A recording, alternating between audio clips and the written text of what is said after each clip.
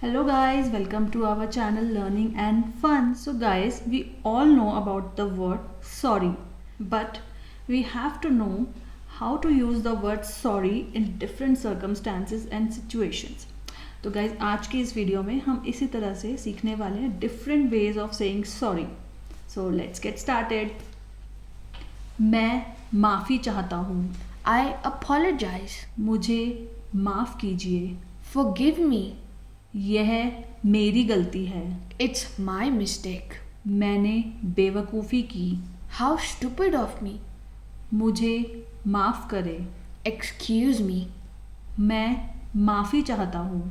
I am so sorry. मुझे माफ़ कीजिए. Pardon me. Thank you guys. I hope you learned something new. Don't forget to like, share and subscribe. Bye.